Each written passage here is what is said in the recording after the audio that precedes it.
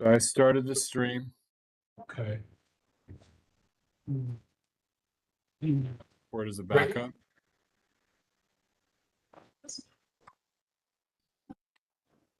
All right. Hey, everyone. Welcome. This is the Housing Land Use Committee meeting. Today's Thursday, January 15th, 2026. My name is Rich Reynoso. I'm the co-chair of housing to my right. Christina Stevens, member. Cynthia Rodriguez, co-chair. Thank you. Anyone online who's a member of the committee? Introduce himself. I don't see any. I don't think. Okay. All right. Introductions, comment statement. Please read down your own time. Review meeting minutes. I owe December. We have the up to date.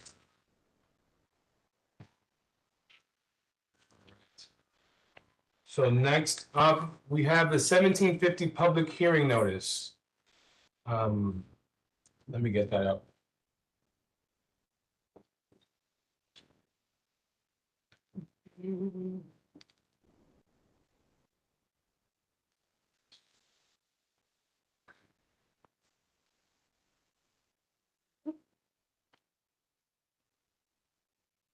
Okay.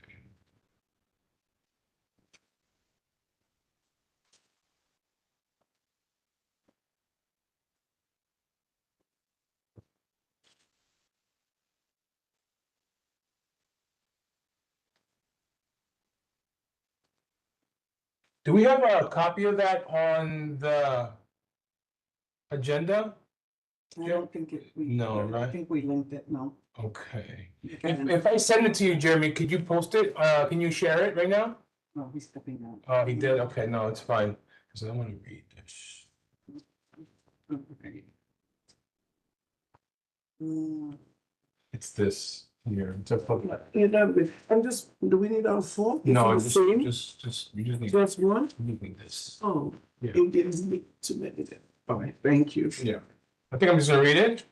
Yeah, all right, so we got a hearing notice on January 12th. I'm just gonna read it out loud for folks because we don't have it online.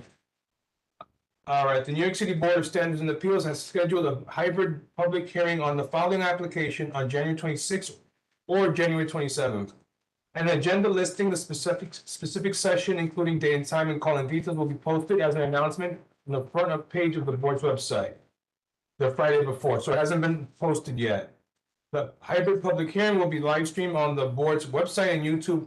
Interested persons or associations may watch online and call in to present testimony during the public hearing. Please see the board's hybrid hearing guides located at XYZ online. So we'll post this after we get it. The in-person meeting will be held at 22 Reed Street, first floor, Spectre Hall, New York, 10007. Anyone wishing to attend the hearing in person must present identification and go through security checkpoint. Details for the hearing will be posted on the board website the Friday before, like I just said. Persons who request that a language interpreter or a sign language interpreter or any form of accommodation for a disability be provided at any of the scheduled hearings must notify Tony Mateas, the Director Deputy of the Board of Standards and Appeals, et cetera, et cetera. That's the number. Again, we're going to post this online. I'm just reading it to you guys. Yada, yada, yada. Okay. So there will be a public hearing. And it will be either the 26th or the 27th. Okay? Does anyone have any questions on this right now before I move on? Just as an FYI, I Yeah. Googled the address and Yeah. I think it's part of, it's part of like a parking structure for, Hutch Metro Center. Yes, I did. 1750, yeah, yeah. So we don't know a lot of details. We just got this January 12th at the boardroom. So, hey, so more to come. We'll post it as soon as we get it. Okay. Any questions online? Let me.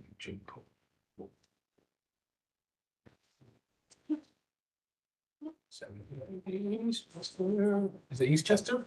Yeah. I'm just gonna share my screen so you folks can see what it is. So the hearing about this, we don't know what's gonna be built here or what's happening here, but so far we know this is 1750 Eastchester Road. And there will be a public hearing either January 26th or 27th, more information to come, all right? Okay. Cool. Okay, moving on.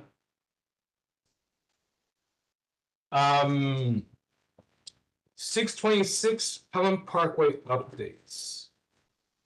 All right.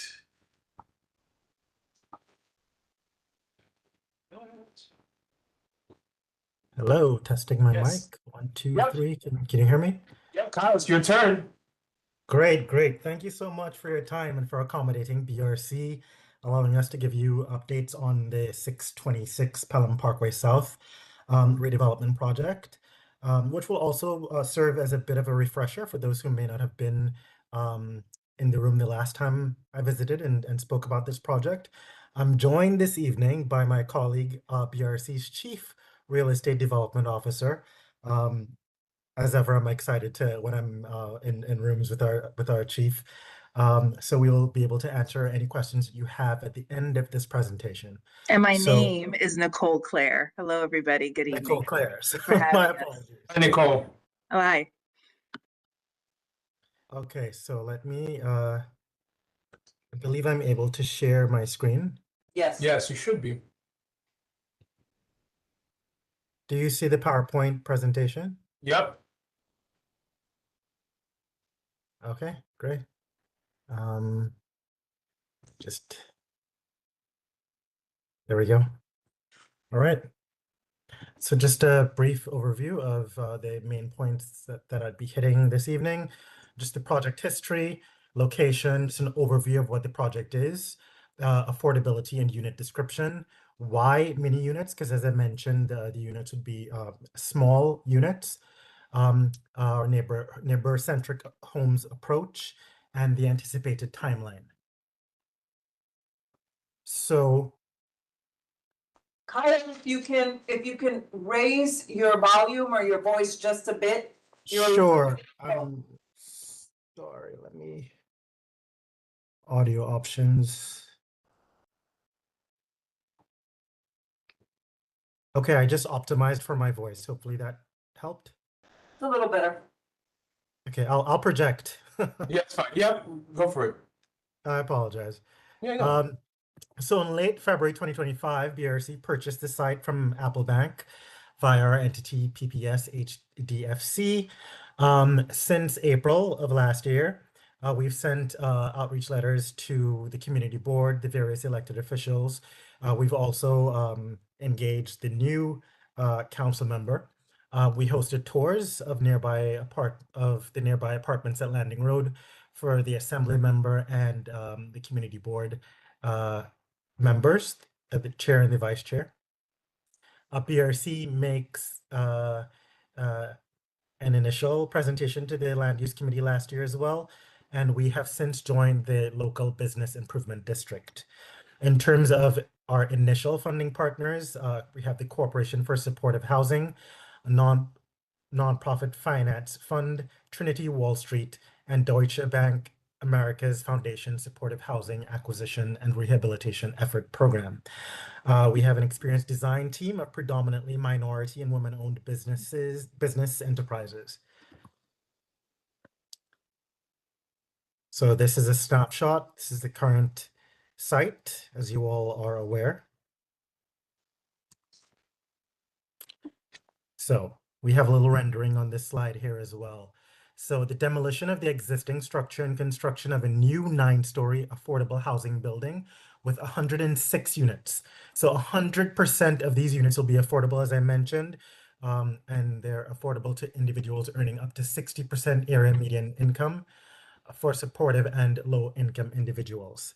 We'll have on-site social services for our tenants.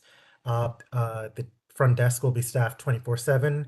We'll have a well-lit exterior, landscaped courtyard, multi-purpose community rooms and laundry facilities, and we'll have an energy efficient building. So just getting more deeply into affordability and unit description. So as I mentioned, we'll have 106 of these units. All the units, and that's excluding the 2-bedroom superintendent's unit, are designed for one person and will have a private bathroom and a convenience nook equipped with a microwave, a mini fridge, freezer, cabinets, and countertop. Each floor will have a community kitchen with sinks and electric ranges for cooking, in addition to full-size fridge and freezer. Every tenant will have will receive a rent-stabilized lease and keys to their own apartment. So this gives you a snapshot here. Formerly homeless household will have 64 of those. 30% AMI 41. And superintendent 1. I think my thing, okay, here we go. So just to clarify, these mini units, why mini units? So we have experience running this type of permanent housing and shared facilities, creating close-knit bonded communities of residents, as we've demonstrated to those of you who were able to tour our other site. We have SRO programs in Lower Manhattan serving 92 individuals, predominantly older adults with a history of homelessness. HPD issued its shared housing roadmap late last year, making a few key points. So the number of single-person households in the city are increasing. This type of housing will reduce pressure on family-sized units. The shared housing can provide community and services to the isolated and vulnerable, including older New Yorkers who want to remain semi-independent living. Shared housing can reduce costs, creating more deeply affordable units. So the New York Housing Conference ranks District 13 as number 38 out of 51 council districts for affordable housing production. But at this site, we would be able to build only 64 studio apartments compared to 106 rental units created under the mini unit model. So it allows us to create more affordable housing on site with great transportation access, proximity to convenience retail, and parkland open space. This is another snapshot of the interior of the building here. So just to reiterate, again, affordable housing, we have 1,100 units in our portfolio with 500 more in the pipeline.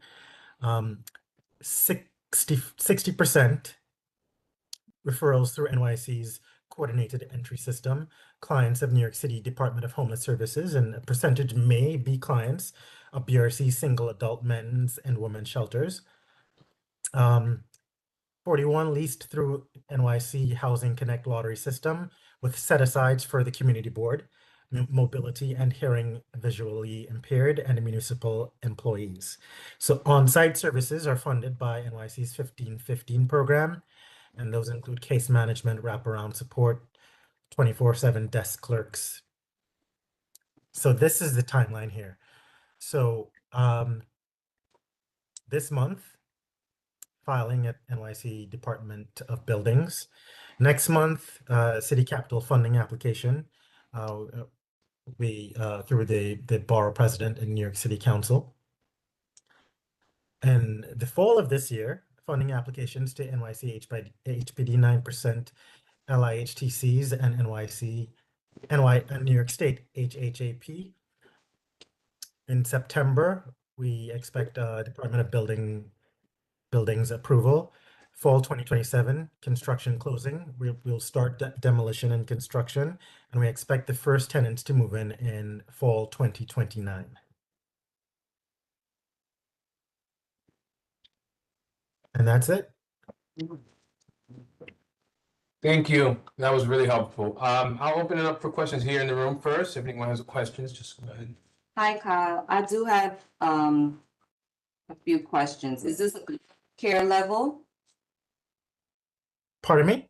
Is this a congregate care level 2?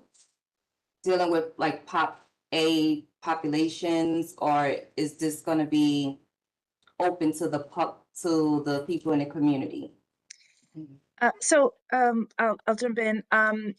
This is permanent housing, supportive and affordable housing. So as Kyle mentioned, a portion will be set aside and referred through the city's process. So the city will do referrals for tenants, but the other 40% And I do see, hi, Ted Weinstein of HPD, we go way back. We, those are run through the city's housing lottery system, which is called Housing Connect, if you're familiar with that. And so that means citywide people can apply for those units. So so that's how tenants will be selected.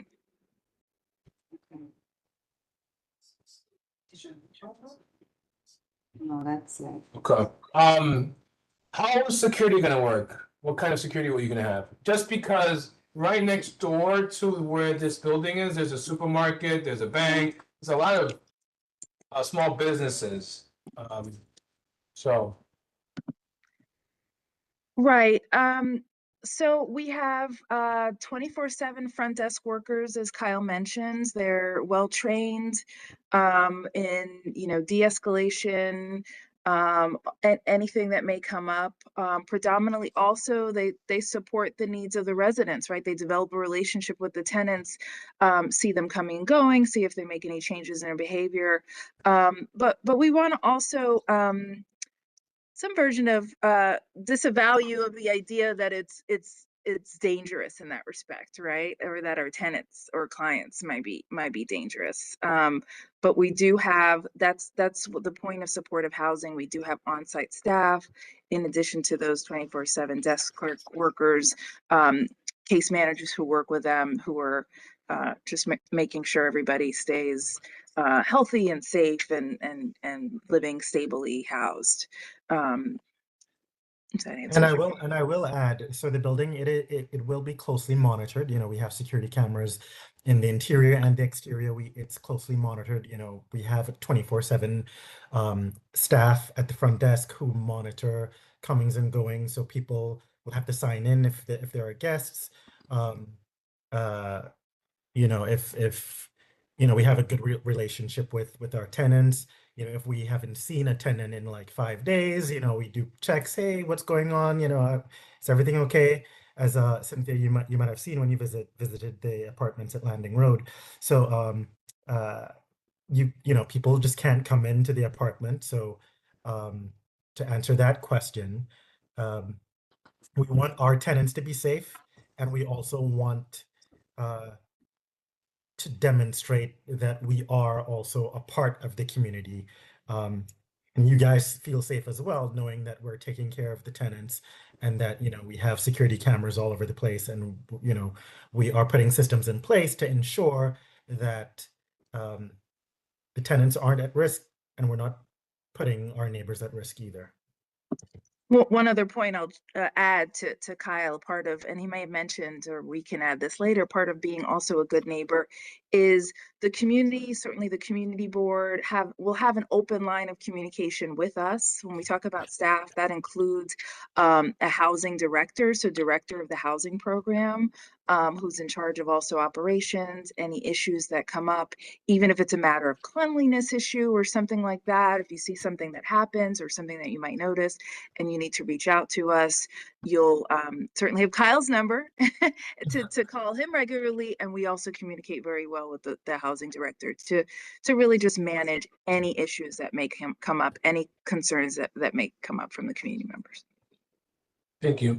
Jeanette, you have a question?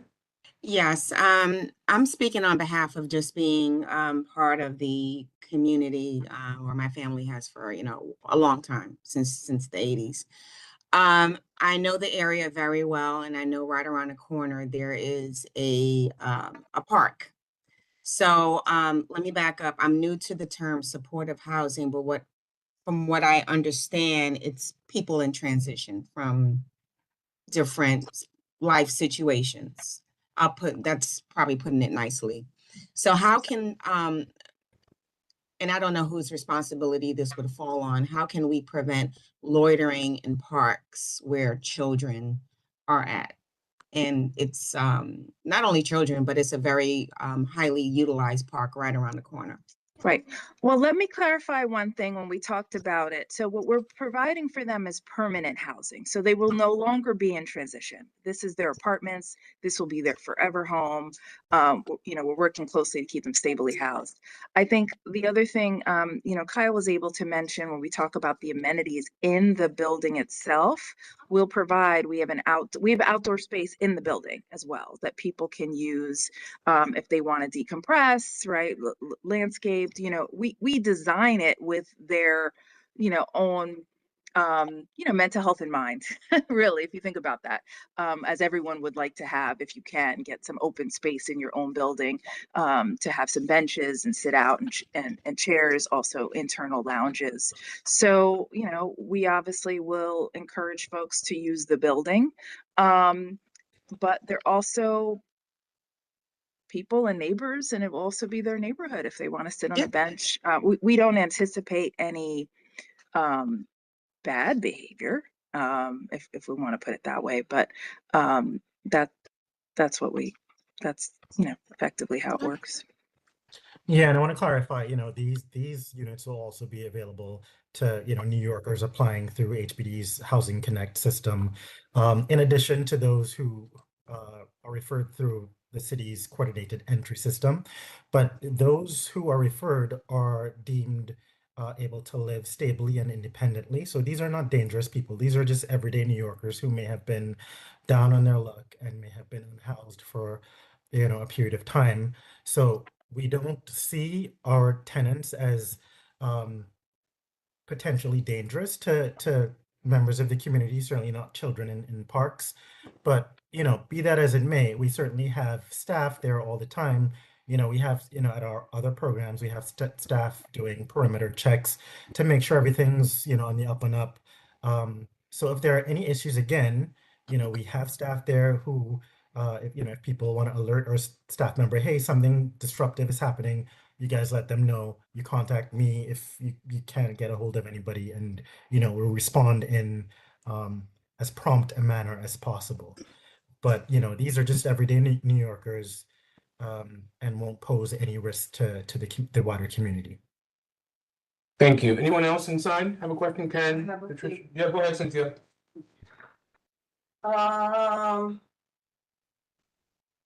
Okay, so just, I don't know if you mentioned it before in your PowerPoint once again, but this is as of right, correct?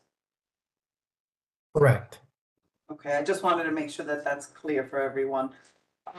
And this is men only. No, it is all genders. Oh, okay, all right. Now, so I did have a question because you have the formerly, is the entire building going to be the mini units with the shared kitchen? That's So right. So every unit will. Sorry, go ahead. Sorry, do you anticipate any families, small families, Okay, all right, Single adults okay. and families, no children, no children are be even allowed to stay over. Okay. And in terms of elected officials, I'm not sure if you've had the opportunity to engage with the new council person for this district. Yeah, we've been in touch with them, and they're aware of the project, and they're actually setting up a meeting so we could sit down with the council member to discuss it in a more meaningful way. And we're meeting also in more detail with the Borough President Gibson a week from now and her team. Excellent, okay.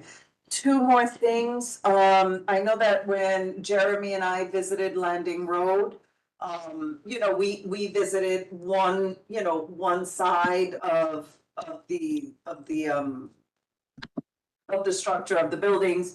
It was lovely. I was quite impressed. I really had nothing bad to say. And I know that adjacent to that, there was, I don't remember if it was a shelter. Reaching New Heights Men's Shelter, yeah.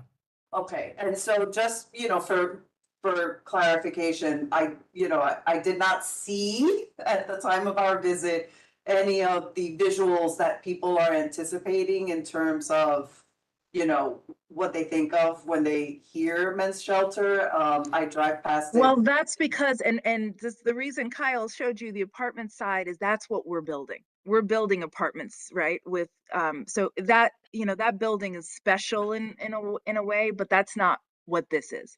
This is just housing. So if you just Yes. focus on the housing side, where everyone has an Yeah. apartment, everyone has a door to their unit. Yes. And, Yeah. and also typically for, I'm sorry for interrupting. Okay. No, so basically what I'm trying to say is that, you know, despite us being adjacent to a men's shelter and people have this, you know, preconceived notion of what you're gonna see when you go to a men's shelter, I just wanna say on a positive note that I drive past it every day, different hours of the day and night, and I've never seen anything that's, you know, raised my hackles or given me any concern. So if that's the case with the homeless shelter, I would, you know, I hopefully anticipate something on the positive side in terms of permanent supportive housing. So that's, I actually wanted to give you sort of props, you know.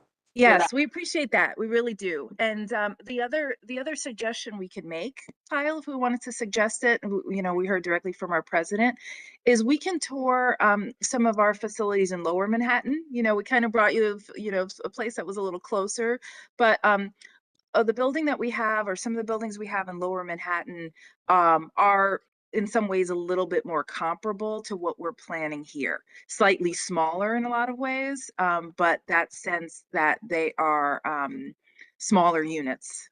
So he, you know, but you again have to use a bit of your imagination. They're not quite the same. Those buildings in Lower Manhattan were also designed in sort of a bygone era. The building codes have changed in a lot of ways and a lot of things. So again, not quite apples to apples, but to give you a better sense of what it is, if that's something that might interest you. So, yeah, definitely. Okay, wonderful. We'll communicate. Yeah, you can see the community nature of it. You can see, you know, the version of, see one of the shared kitchens. We would ask you to envision everybody having their bathroom, which is what we're looking to do here. So we'd be happy to arrange that for And you. small kitchenette with the Exactly. various appliances. Similar kind of outdoor space that we mentioned, but a little bit older. We're giving you fresh off the presses, like brand new, sparkling. And I should mention that this new development at 626, it's being designed, I guess, with input from our tenants, existing tenants, you know, things that they would like to see. Hey, you know, it would be cool if we had this or that, you know. And I remember sitting in a meeting recently, Nicole, you hosted a session with some tenants and really going over some of their ideas and incorporating those ideas into the design plan as well. Excellent. So my final question is, with the anticipated or upcoming massive cuts, mental health services, substance abuse services, any idea how this might impact you and your operation moving forward? So that's what you're hearing out of the federal government? Is that what you're asking? And so, and you've heard, yeah, there's something called continuum of care, and the federal government is reordering. You know, as Kyle mentioned a little bit, some of the resources that we're using here are city and state. So we're slightly less reliant on the federal government, although I will make a note, right? As of now, we were hoping to get a few project-based vouchers, right? 8 project-based vouchers to help people if we can and help with rental income. But yeah, to answer your question, some changes too, if we think about how the project is financed, it is financed with low-income housing tax credits, which, you know, the president actually increased the amount of credits that are available. So we think that resource in terms of allowing us to finance and build will still be in place. And as we mentioned, there are no, it's predominantly city and state resources. I did see a question. I don't know if you wanted to read in the chat about families and children again. You saw that come up? Yeah, you can answer. No families and children anticipated here. So as I mentioned, there'll be single adults. Thank you. Quick question regarding, are you guys having a community association, like a place where the community can get together and kind of meet Some other projects have that. I'm not sure if you guys will. Yeah, Kyle, if you want to go to I think it's the second page where we have that community room picture. I don't know if this answers your question, but in terms of being able to have space in the building that, Sorry, it's more of a sort of a meeting with local community folks, just to get the folks involved, in the living. Advisory board. So I think, yeah, I think when we first started having these conversations, Nicole, like during the design phase, we were talking about having a space downstairs that would be accessible for like community groups to come and meet. And is that what you're referring to? that's what I'm showing you in this image. Well, actually, we have other projects where they have a specific advisory board full of folks who live in the community where they can interchange ideas and discuss things Yeah. going on in the community, not just a We're room. talking about an advisory board, An advisory board. community advisory council, Kyle, which is different than the meeting space. And it's okay if you don't, just asking. We don't typically do that for permanent housing, but as I mentioned, we keep lines of communication open with the people who run the, you know, the building, run the housing, and Kyle and everyone else, but we don't typically have something as formal for permanent housing. Okay, sounds good. Thank you. That said, Question. So the requirements is it just homeless or is it homeless with SMI? Is it like, how are you guys determining who's gonna get inside? Yeah, the rules of this particular project are folks exiting the shelter system who do have SMI SUD for just 60% of the units, and the other 40% are the general public who come out of the lottery system. So they would come in, they would be coming in with 2010Es. Correct, the 60%. So that's for those who don't know what that is, Juanita, can you? Oh, sorry. No, it's fine. The 2010E basically breaks down to, from the clients that are in the shelter, what type of living situations they can be in, what kind of levels. Okay. So if it's like a pop A, it's usually gonna be someone who has substance, mental health, and homeless. That would be the requirements for them to get into the unit. Any other questions in here? so there's a 60-40 split. Yeah, got it. Anyone online? I think Kyle was gonna Yeah, elaborate. sorry, I interrupted you, Kyle. Go ahead. It was just about the advisory board. It's fine. In got it. terms of You the go. space, because I wasn't too sure what you meant by the question, but certainly, you know, in discussions with our VP for housing services, if we want to have meetings utilizing the community space, then that's something that can be explored. Sounds good. Thank you. I did see one other question in the chat from is it Miss Bonilla? Stephanie, I Am I think. saying that right? I think so. It does seem like that just that we hadn't responded yet about the age range you're anticipating. Yes. Everyone be over 18, of course. But we do see, and I think as Kyle mentioned, even in terms of some of the housing that we already do offer in Lower Manhattan, they're particularly targeted for older adults. But number one, we're actually seeing the age of folks experiencing homelessness increasing, which is very unfortunate for all of us, right? We're seeing sort of the aging population. So, and we do think it can appeal in some ways to, and you know, some older people. I think even in some of the comments that you made, Kyle, do you want to go to the mini units slide? In terms of what the city is seeing and why they are looking for these types of models, it is helpful for slightly older people who might want to create more of a community in this type of program that we're creating. So they're able to cook together. And as you see, if you're able to tour some of our buildings in Lower Manhattan, you know, they create a community, right? They cook together, you know, they make a big pot of rice, a big pot of beans, and, you know, that kind of thing, for example. So it's Especially during the we're holidays. not allowed to target a particular age range, but we have been seeing sort of an age of population. So we, you know, I would say in their 50s and up. Thank you. I just want to make one Yep. last editorial comment, I guess. I have to say that, a reminder that this is, an as of right project. Technically, we don't really need to be consulted on this level, right? Like, they're coming to us with some, some pictures and some details on the breakdown. So on my end, I thank you guys for always kind of keeping us engaged with you. I know that I feel that you are committed to kind of working with the community and being a part of it. I feel that. So, I just wanted to share that.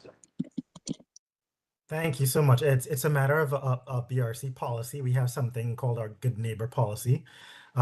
It's on a document, so we try to adhere to those principles, and I owe my role and my job to that. So Thank you. thank you so much for your time, and we'll be sure to continue to keep you all updated as the process moves forward. Yes, It I does think, look like there are a couple other questions. I think we have Oh, one. sorry. P, if you could identify yourself. You talking to me? Yes, sir. Okay, you know who I am, Rich. No, I know. It says RP. I don't know who it is. We do now. Robert Press. Okay. Chair knows. What size are these apartments going to be? How many square feet? It hasn't been mentioned. Yeah, they're generally roughly about 275 square feet in that And- general range. They're going to have a kitchenette and a bathroom in them, or it's going to be a They shared will kitchen all bathroom? have they will all have a bathroom. What we're not quite calling what we're providing is a kitchenette. I can almost make the analogy, actually, I will make the analogy to hotels, right? You go to a hotel, you get your own bathroom. You do get, in some cases, a little counter area where they may have a kettle, they have something for you to do. We're giving a little bit more than that because we're giving them a microwave, we're giving them a mini fridge, but they'll have a countertop and some cabinets if they wanted to keep things, in a mini fridge. Everyone has frozen meals we're going to stick in the freezer. So that's how you might envision it in some ways, is almost like a hotel room. Okay, thank you. And to your point though, yes, the full kitchens are are on each floor. So for example, in terms of scale, there are roughly about 16 apartments on each floor. There is a shared kitchen, and actually we were providing 2 sinks and 2 ranges in those shared kitchens. So then you can say, all right, it's 1 range per 8 units, right? Also a lounge space next to that kitchen, so ample space for people if they wanted to eat together, eat alone, if they want to go back to their apartments. And then every floor also will have a washer dryer. And I almost forgot, will the women and men be sharing the same floors, or will they be on different floors? It's like an apartment building. It's everybody on every floor. Okay, thank you. You're welcome. Thank you. So Jeanette is asking, are these types of units in other boroughs outside of Manhattan? I believe so. I can't tell you I know too much of the histories of SROs across the city of New York, so I can't promise. But I believe so. We can do some more investigation if that would be helpful. But I will say, in terms of the history of these kinds of units, and again, they had an older history in time. They still exist more in different parts of Manhattan, including Lower Manhattan, also some parts of Upper Manhattan where they've been converted. Certainly the Upper West Side examples, but yes, security, Stephanie. right? On-site staff, security cameras, for issues. Yes. Well, thank you And for, direct line of contact. appreciate you guys always coming here. I know the project won't even kick off until what, 2028? 27. 27. full Still, 27. but we always thank you for coming ahead of time and answering the community's questions. We thank you Thank for having us very much. Thank you so much. Thank Looking you. See forward you. to chatting. Nice Take to meet care. you. Bye. All right, moving on along.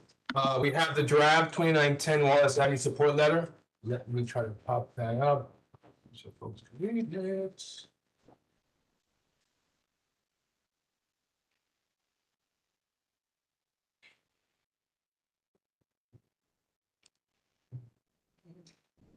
Committee, if you guys can read it now, because we're gonna vote on this right now. We have quorum.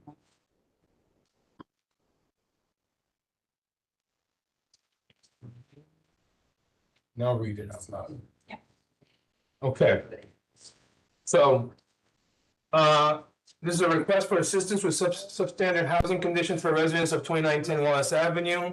Dear Honorable so-and-so, so this is going out to the elected officials. We want them to see this at the full board meeting coming up. So Bronx Community Board 11 is writing to request your assistance and advocacy on behalf of the residents of 2910 Wallace Avenue, Bronx, New York, 10467, who are currently living in unacceptable and potential hazardous housing conditions. Residents of 2910 Wallace Ave have brought to our attention serious concerns that require immediate attention and intervention from local officials and relevant governmental agencies. These conditions have persisted since a major fire on January 10th, 2025, left the building uninhabitable and have significantly impacted the residents' health, safety, and quality of life. They have made repeated attempts to resolve these issues through the landlord, 311, and other outlets, but their needs remain unaddressed. Community Board 11 strongly supports the residents' efforts to secure safe, decent, and sanitary housing as guaranteed under the law. So we respectfully request that your office, 1, intervene on behalf of the constituents with the property owner management company. 2, coordinate with relevant agencies such as HPD, DOH-MH, and the DOB to ensure prompt inspection and enforcement. Let me go down here. Assist in expediting any pending violations or court proceedings. 4, connect residents with emergency housing resources if conditions warrant immediate relocation. 5, provide guidance on additional legal protections and resources. Moving along, every resident of our community deserves to live in conditions that meet basic health and safety standards. We believe that with the leadership and intervention, we can help the residents achieve acceptable living conditions in a timely manner. We appreciate your attention to this urgent matter and your continued commitment to serving our constituents. Please do not hesitate to contact our office if you require additional information. Thank you for your prompt attention and support. Respectfully, Chair Cynthia Rodriguez. All right. Any discussion? Any comments before? You know, I don't remember exactly what Rabbi's language was. He's right here. He's not gonna remember, but. Because I don't remember if it was meant to be, I'm just thinking about it now that I'm hearing it. If it was meant to be specific to 2910, or were we asking for like our electeds to create or have a plan moving forward, God forbid this continues to happen. I don't This was remember. directly to It was just- 20. Yeah, Juanita's been on me for this. So. Thank you. And we can write another letter next time. We're moving forward. Yeah, for sure. This doesn't have to, and it could be like a template. And we can even talk about it leadership or at full board from, Yeah, because, fires are gonna continue to happen. Okay. Anyone else? Any comments, questions? Okay, so I'm gonna motion to vote to accept the letter as is. Any second? Second, Juanita. Any discussion? All those opposed? All those abstaining? So moved. Motion passes. Thank you. Okay, next. All right, we're gonna have our gallery session. Anyone online want to speak? We can have 2 minutes of an uninterrupted time.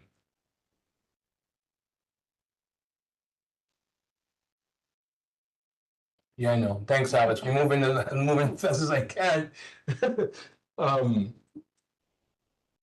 So anyone going once, going twice? sold America. There we go. Anyone here? Any comments, questions? Okay. Is this session just for people who are in the meeting currently? Is that what you're asking? Yes, for this meeting. There's another meeting that's happening, but that's leadership. Okay. It's a housing. And I joined today. Like I mentioned, my family has lived on Wallace Avenue between Burke and AD since the early 80s. And I mainly came onto this meeting because I know pretty much how community boards work. My main grievance today, and it's been a grievance for the past couple years, is the overdevelopment of the areas between Burke Avenue and Allerton Avenue. Within the past, I would say 18 months, there's been 4 apartment buildings built like over 5 stories, where traditionally and for many years, well over 30, 40 years, it's been single family homes. So if you've gone, and like I said, my family's been there since the early 80s. So we've gone from living in an area where there's, if I can compare 5% density to 250% density. So now not only are, and I get we have a high housing crisis in New York City. However, I really feel that there's not enough due diligence being taken in letting these developers build in former 2-3 family homes. You can't like have people who are in a household that was 5 to 7 people, and then you're bringing in, 95 people, 95 plus times 5 buildings. You just quadruple the density of the neighborhood.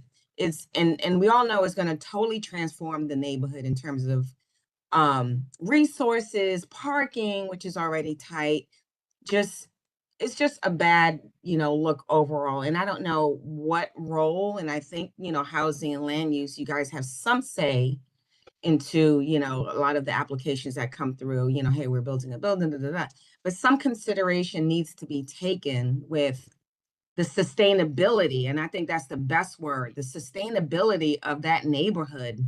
If you just walk down Wallace Avenue alone between Burke and Allerton Avenue, there are 4 new apartment buildings. So I'm gonna jump in really quickly, because Okay. I challenge you to keep coming to these meetings once a month, and I challenge you to come to our full board meetings. That's the first thing. Which board meeting? A full board, we have full board meetings, and then we have a housing Full meeting, board meetings, okay. and we have this housing meeting every month. So we only can advocate for buildings that take HPD financing. So there are private developers that don't take financing from the city. We can't touch or talk to those developers. We can try, but we can't do anything. HPD buildings come and they present to us and we can advise, but they don't have to listen to us a lot of the times. But we do have conversations like the one we had today. But I do challenge you to keep coming to these meetings. Because we Okay. need to talk out, to speak up. I will. This says, you could tell I'm very passionate about it, and I definitely feel for the 2019 Wallace Avenue, because like I said, that's right up the block from where we live. So that's all. Thank you. Appreciate you, Nat. Thank you. Mhm. Press? You called on me? Yes, sir. Your hands up. Okay, I just want to let the previous speaker know the city of Yes is allowing more and more building without any control. As a matter of fact, this board has a Metro North building by the Morris Park Station that was told to be of unknown height, and they're supposed to come back to the board and tell you how high it's going to be. And Montefiore is building now. They wanted to build a 45-story building. It's down to about 34 stories. So just get ready. The West and the Southern Bronx are coming to the East Bronx. That's what you have. There's no more room to build in the South or the West. Now they're coming to the East. And you're going to see bigger and bigger buildings. Thank you. Thank you, Mr. Press. Any other folks for the gallery session, if not, moving forward? You did the motion already. Old business, I don't have anything. There's something for new business, but we're gonna talk about that at the full board. I think I'm not gonna open that can of worms right now. Well, I think we should just put it out there as, what I sent you guys. Yeah, under Brady.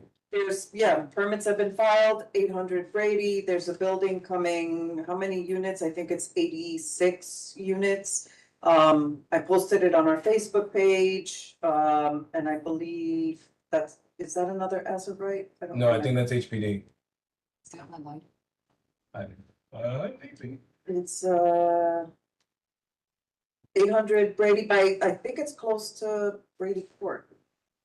Yeah, it's in that area. So, you know, just more to come as we find out more. So yeah, we have Yeah. an application for 800 Brady. It's maybe through HPD, but we'll get more information as it comes. We just got this week, Yeah. today. I think we got it on, I got it on the fifth. Okay, so more to come. Okay, Jeremy has his hand up. Jeremy? You have something? You caught me, Rich? Yeah, you want to say something? I just want to know, so I see D1, I got for attendance, I got everybody who's here, but Oral, does anybody know about him? No, Markham absent. Will do, thanks. All right, motion to adjourn. Second. There you go. Thank And you, that's everyone. 7:15. Thank you, everyone. Have a good night. Good night. Hope to see you When's the soon. full board meeting? When is the full board meeting? Next week, Thursday. Check the Thank website. you. You got Thank it. you. All right. All right.